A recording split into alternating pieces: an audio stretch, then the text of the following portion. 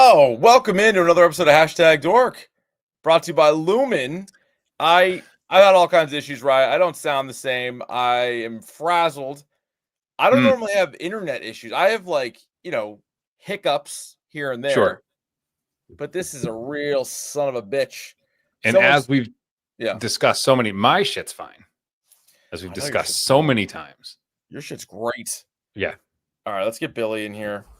My bad, Billy. We're live. I fudged up. Everything sucks. My shit's good. Yeah, that's what I said. It's got to be quality on my end, or no fucking deal. This is horse shit. It's a shit way to start. It's very behind the scenes situation, but basically I have two different StreamYard accounts. I have one for work. I have one from personal from before. I'm like locked out of the work one because it's not on my laptop. Blah blah blah. Nobody cares. Let's just get into this episode. We're here to talk about episode 4, season 2 of Severance. It's the Severed Boys here: Keith, Davey, and Billy D.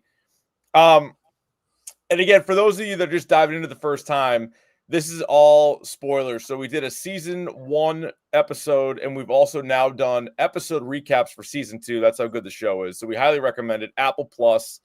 It's going to be 10 episodes this season, and they just had their 4th episode every Friday. So, fellas, let's start with episode 4. It was called Woes Hollow, and a new game we're going to play right off the rip.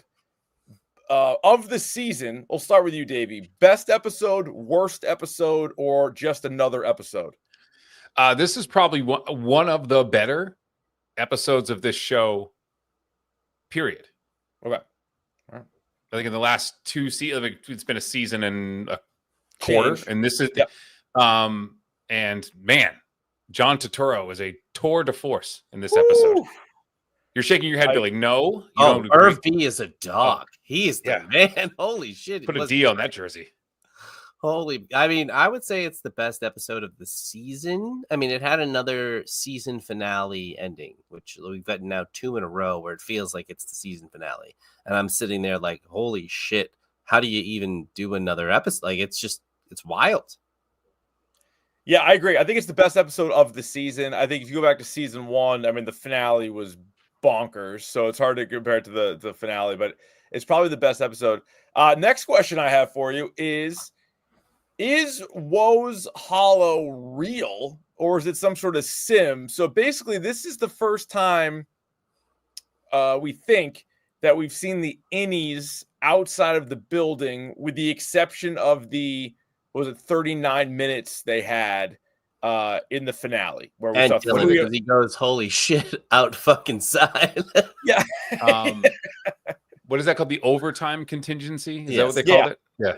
Yeah. So short of that, we've never seen the innies anywhere outside of their building. And so now they're like outside in like the snow, on like a frozen pond, with camping, with all kinds of other shit we're going to get into.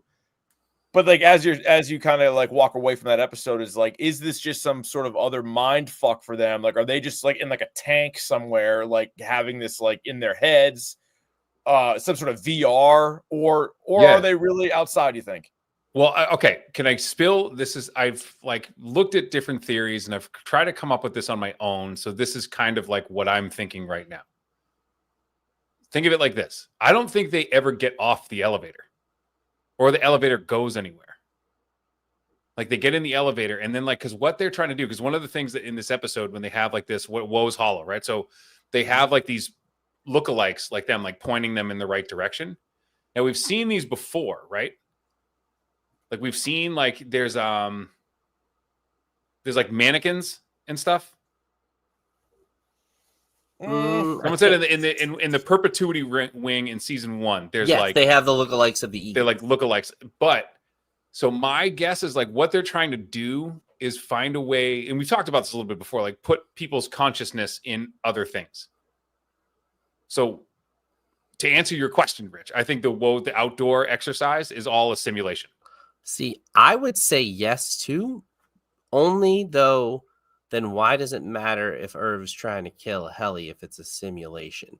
That was the Matrix. If you die in the thing, you die for real. Okay, that was my only thing, because and it takes them a while to get there. And like, I was just like, I was with you because when he's talking to the video thing, it almost is like Milchek is responding in real time because Dylan goes, "The fuck is Dieter Egan?" And then he goes, "Dieter Egan."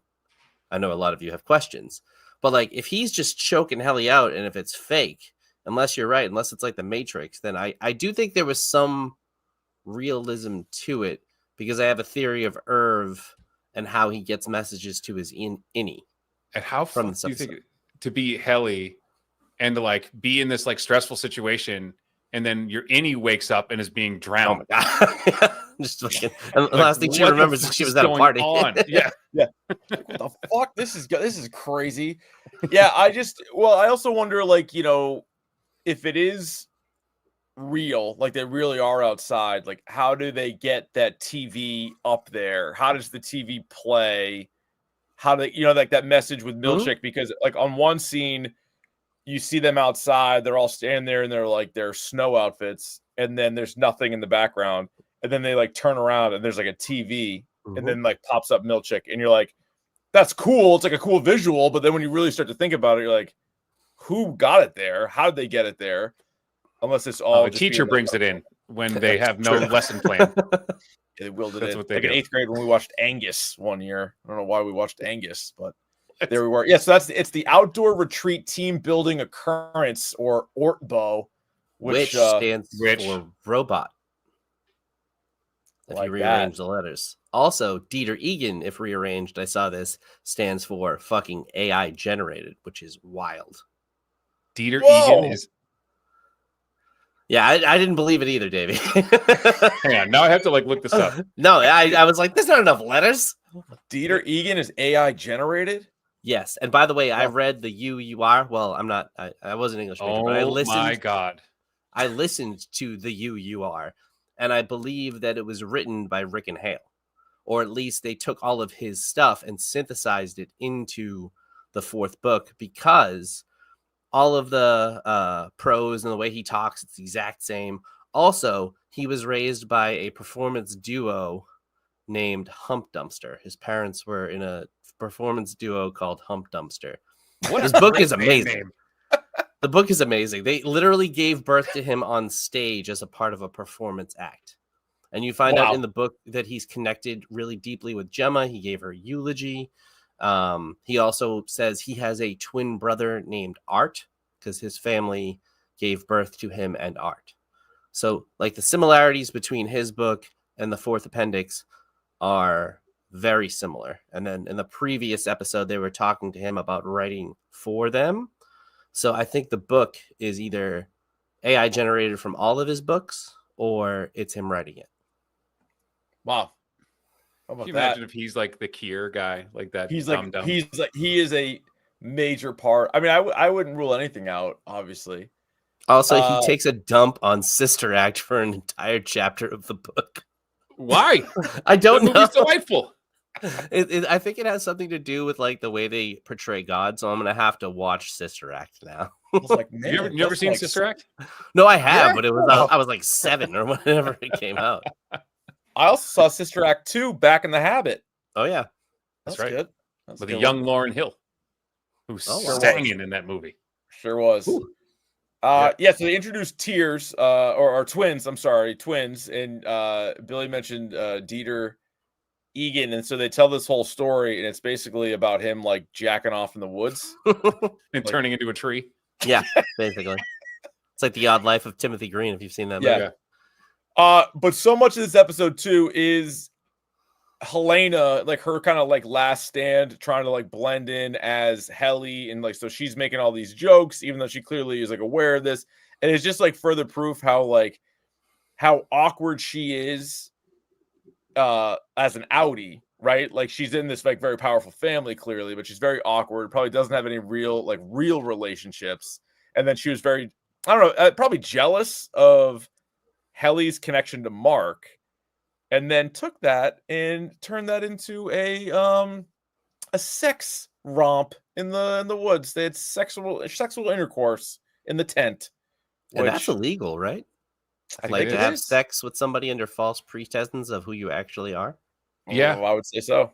Yeah, I would say so. Rich, Josh in the chat would like to know if you could play the sound of Dieter Egan spreading his seed in the woods. Dude, I wish I could, but we are on a fucking. We don't have the board. I'm doing the goddamn podcast on like a potato right now, so no, I can't unfortunately do that. We're not hooked up to the board. We all know what it sounds like. I'm really, I'm shockingly composed for how frustrated I am with the lack of internet here. So just don't push me. Oh, Josh actually sent a good email. You guys can email us dorkpodcast@gmail.com. He had a good breakdown because remember he was the one that pointed out the characters walking to and from the building in the cold. You can't see their breath. Mm-hmm. Yes. And he's like, he's like, this show has got so much detail that you would think maybe there's something there. I didn't go back and watch it after the email, but I'll take Josh at his word for it because he's not a liar. I don't know him to be a liar. He's not a liar. And so... Wait, no, hold on. Let me say what it is. What it is. He said in this episode, obviously it's like very cold there. The only character's breath you can see is Irving's. Yes. To which he's like, I think Irving's the main character of the show, which I love that theory. But yeah, wow. I love that theory too. And I also like, shit. Well, now that's a whole new wrinkle. That is a whole new wrinkle. So I don't know what that means. I don't know if there'll be a payoff to that or what. I still don't really know if this is a sim or real life. I'm leaning towards it's not real life. I get Billy's point about like, then what's such the big deal about the Helena drowning Well, thing? if it's Irv, the only one who's real, then it does make a difference because they're trying to, make him feel the entire experience of it. You know what I mean? Got it. Yeah. So that would matter to them if they're trying to set him up for something. If he's the man, so that's that's a great theory. I like that theory. That's good stuff, Josh. Also, there's fun stuff about so obviously Irving for the last couple episodes, really since Jump Street this season, was on Helena being like, you had nothing going on. Like we all had something going on. You had nothing going on. Then you had like a night gardener. Like tell me more about this night gardener. Yeah. And by the way, great band name is Night Gardener. Night Gardener would be going. But he also was talking about if you go back and watch all the different seasons, he's always doing like the hey kids, like what's for dinner? Hey kids, let's go see what's for dinner or whatever. And when he confronts her in the woods, he's like, hey kids. And she turns around and she's like, Irving, which you're like, it was at that point, such a dead giveaway because she would probably call him Irv, first of all, or she would like say what's for dinner, or she would like, there'd be something more of That's a really good pull there. Yeah. Yeah. So my whole thing with Irv in this episode and in general is I think the way he figured out how to pass notes to himself is you see him chugging coffee in the real world all the time to keep himself awake. So when he gets in there, he can fall asleep because his innie is too proud to do that.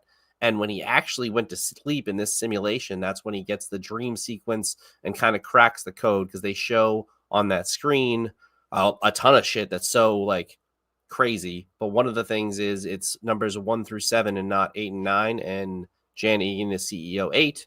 Helly will be 9. So that's why that's there. And then it spells out Egan. And then I think that's why he thinks, okay, this is an Egan here. The other thing is, have you heard of the Montauk project? No, I was thinking that there's the Glasgow one, but go ahead, give me this.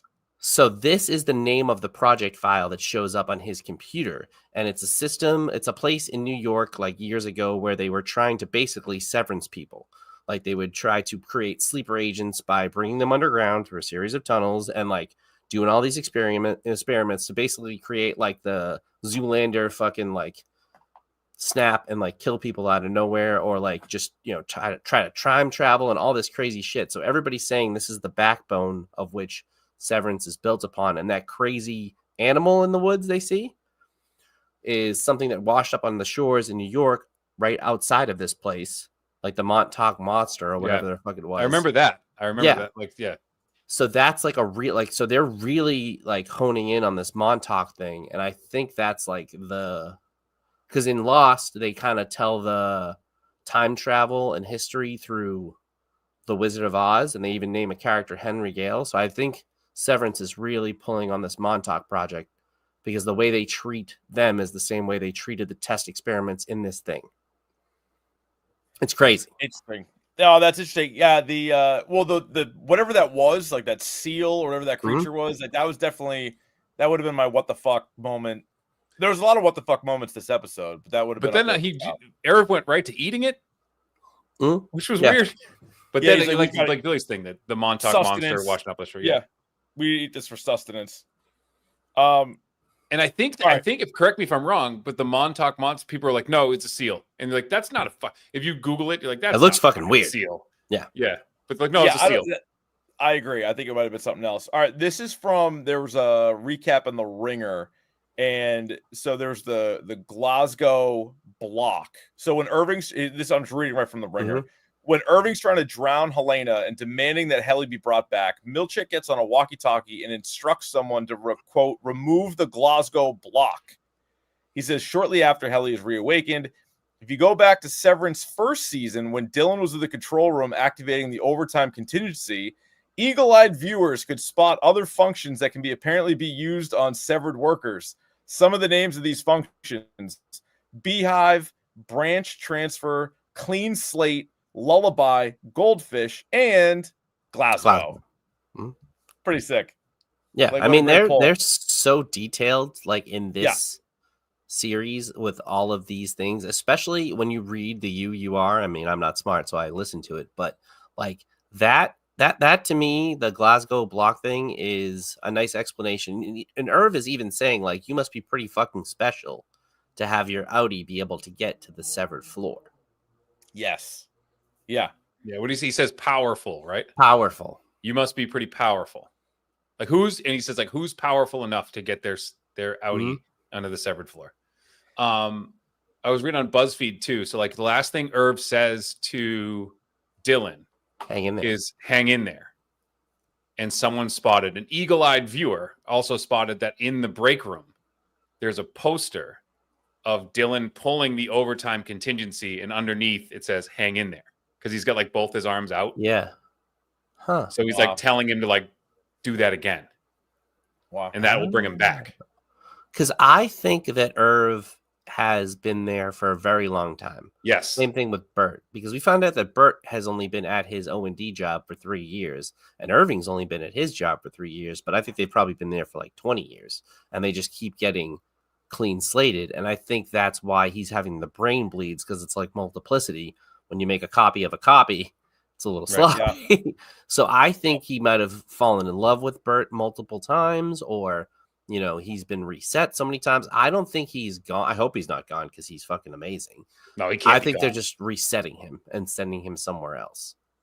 Yeah, my guess is I don't think we're done with Bert either. I think we talked about that last week. I think we'll eventually see Bert again, just because, you know, remember we saw him kind of creeping around. Yeah. He was even in this episode.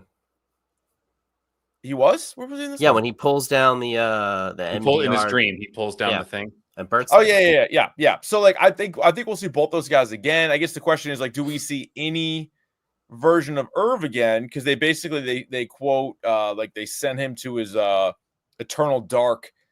However, they basically wanted to wipe all the innies from this group anyway.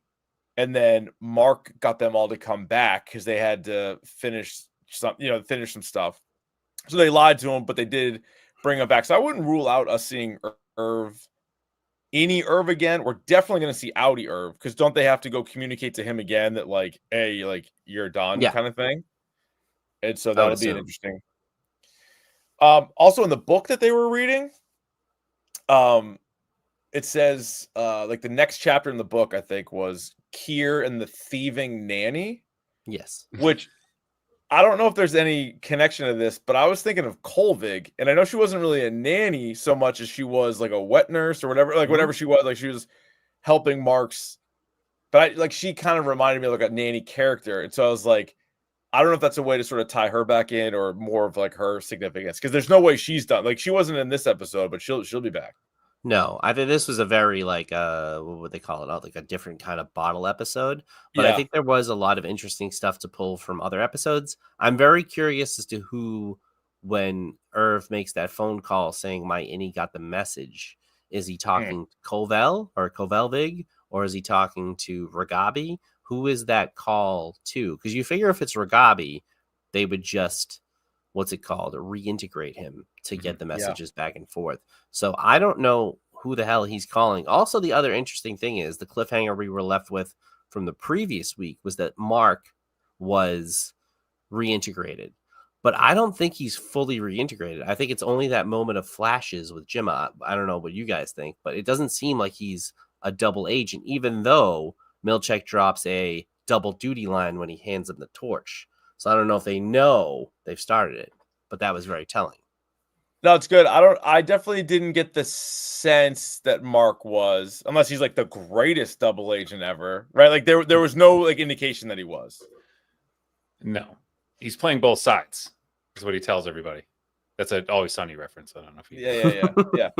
I'm playing both sides. Yeah, so I always win. You can't say that to us. What's the theory on the doppelgangers or like the twins? Like, and I know Milchek has the line about like, you know, like Kier always had his twin around, like we're doing the same for you. But we see all these characters from like a distance, and it's very creepy. This is where it goes from like sci-fi to horror. Like when you see like a doppelganger in the distance just like pointing a direction. And Helly's one has like that like dog, like Michael Myers head tilt to it too, where it's very fucking creepy. And Mark's one looks exactly like him. The other ones are kind of like reasonable facsimiles, but his is like the same. Yeah. So what's up with that? What's the theory there? Did they? No one's make really. them? Yeah. I have no idea. Like, I think they're just probably casted actors from them, but like, because they don't like the other ones don't look like the Dylan one. You get a pretty good look at, and it definitely doesn't. It kind of looks more like the guy who was at Great Doors than Dylan. That's right. But like, I haven't seen any. Maybe that is him. On that. Yeah. He's Great Doors guy. Yeah. Because Dylan wouldn't know. No, it's true. No, that's pretty good. I'm trying to think what else. Yeah, that whole situation was creepy, and you're like kind of squinting and trying to like see if they're like the same person, and then you're like, no, they're definitely not, but they're close enough. And Miss Wong was very interesting this episode too, because she's almost as enamored with being outside as any of them are as well. Because she is like, oh, isn't this so cool? So that lends me to believe that she is some sort of Gemma like reclamation project as well, that she's never left the floor. But like who was it who said that Irv's the main character? That's not Josh. A bad theory there. That's because I'm gonna have to go back and look for breath on everybody else. I believe him, but like, to me, that's wild if he's the only one truly out there. But that would make sense why the drowning only matters to him. And there's also something to be said about them. We don't know how long, like when they kind of all wake up in this Woe's Hollow, you know, they're either on the ice. I think Helly says she's like in like a cliff. The other ones are all kind of like out there. And like, depending on how long you're out there, like, I don't know, you could die, or you could have like frostbite at the very least, or like what, like, you know, hypothermia. And they all seem to be the other thing. Fine. Yeah. Well, Irv like falls asleep outside of his tent. He should be dead. Well, he says like he didn't look like he was in real danger of freezing to death, but he said he almost did. Yeah, it didn't look like he was. Did he? No, not at all. Yeah, like, and his torch went out. So that theory, I think, holds a lot of weight, and I haven't seen that anywhere else. So that's a really good pull. I'm very interested to see how they bring him back in the next episode. And did you also see the tease for the fucking next episode? No. It looks like just the wheels of a gurney going down a hallway. That's like the next week thing. So like, is that Gemma on the slab? Is that Irv on the slab? So my guess is, like, without having seen it, but the way this episode ends, and if it just cut to that, I think I must have just shut it off. But if it just cut to that, I think it's implying that it's Irv. You know, because you're like, hey, we're done with this. But then that sort of speaks with like, what do you do? Like, what do you do with the body? Like, does that consciousness exist anywhere? Or like, I guess that's dead, but like, does that human form, like, what do you do with it? And then like, do you just shove it in the elevator and then it like goes back out as the Audi and you're done? I don't know. Maybe we'll see some more of that. But my guess is we're going to see more Audi versions of the characters, right? Because this episode was pretty much all like the innies. So I think they're going to have to take another spin on the Audis, maybe pick back up with the Dylan storyline, see if he ends up sleeping with his Audi's wife and stuff like that. I think that's the craziest thing about this show is you get a few answers in this episode, but they ask way more questions every time. Yeah. And I'm always fine with that in a show like this that's still going. I know a lot of people are like, you got to give me all the answers. It's like, one, they're not done. And two, sometimes they're not going to give you the answers and you just kind of have to deal with that. But I would be like, because they've done a really crazy job of balancing. Like the first episode was all innies, right? Yeah. Then the second one was all outies. And then I thought that was going to be like the way it went. And then they've kind of mixed it up. And then this was just the 6 characters, right? Yeah. Miss I think Wong, so. Milchek, and the big four, the 4 horsemen. The core four. The horses. But like, it is like Miss Wong's eye acting, I still think is like unbelievable. Yeah, she's great. Yeah. Milchek was great once again. And somebody pointed out that when Irving calls him a smug son of a bitch in season 1, a lot of the dialogue that he says to him, Milchek says right back to him as he's walking away. Like, you get to keep your memories, we don't. And he spins it back on him as like, you're not going to keep your memories. You're basically like never existed. So, and the other crazy thing is, I thought Dieter Egan was unique and specific to this episode. Because of the cum? Because of the wilderness semen everywhere. Jizz. Yeah. I said jizz. Yeah. It was the adult time. But he's like, he is on a billboard in season 1. So to me, that's just crazy that they knew that far long ago that Dieter Egan won. It can't be a coincidence that spells fucking AI generated, right? Like that is like 100%. Like, that's crazy. No, they definitely came up with that. That's wild. It also, I guess, Milchek in a way, depending on what he really, I mean, he knows more than the other characters here, but like to tell Irving that, you know, your existence will like, nobody will ever know that. Well, then that's not really true unless you like wipe out any Irving and you wipe out any Mark and you wipe out Helena. Like both Helly and Helena now know of Irving and they know that Irving like sniffed her out kind of thing. Like, yeah, they got him, but to say that like you'll never have any like memory, like no, that you're pretty significant to these other 3 people. But no, that's gotta be meaningful too. Yeah. Brad, who's in the chat right now, he also emailed us earlier today. He had some questions for us. He was talking about the 4 tempers. He says, woe, frolic, dread, malice, and 4 refiners. Could each one of them represent a temper, and that particular temper is what they are refining. He's like, sad Irving could be woe, funny Dylan could be frolic, anxious, panicked Helly R could be dread, and a vengeful, angry Mark could be malice. See, I think Irv is malice and Mark is woe. That makes sense. Because he's I think I might flip those. He's definitely kind of a sad. That's what I would say. So clearly it's like leaning towards that. Yeah, they're definitely even like the color, like the color representation. Yeah. Because Helly's hair is red, so I don't know which one what red was. And Mark is awfully blue. Yeah. Mark, I mean, blue everywhere with Mark. And then and Dylan definitely wears yellow dress shirts. So yeah, guy cracked it. Good job. Yep. Smoked it. And then he says, when on the Severance timeline did this episode happen? After or before Mark got desevered? Because that's the other thing is like, they could be playing with this a little out of order, couldn't they? No, because he definitely sees Gemma, like in the sex part. Like, yeah, and that's like him like cracking, right? Good point. Yep, good point. She does flash to her, and then that, yeah, you're right. Because that's like a little bit of a like end of episode 3 sort of acknowledgement. Because other than that, there wasn't really much. That was my only thing. Because the whole time I was wondering along those lines, is like, is he a double agent or is this some other timeline or like can they? Yeah, that's very. I mean, they're definitely lying to the innies about like the timeline. Like they already lied to him about, like your outies are famous on the outside, like all that shit. But yeah, so the timing is definitely interesting. And then one question I always have at the end of this too, or at the just overall of the show, is the overall point just to like reincarnate Kier, or is there more to it? Like, are you trying to also create your own, like, I don't know, like massive cult, or like what are they trying to do? I'm not really sure what Lumen does. If you guys are, like, please, like, clue me in. But like, I think it's a way to like preserve consciousness so you don't really die.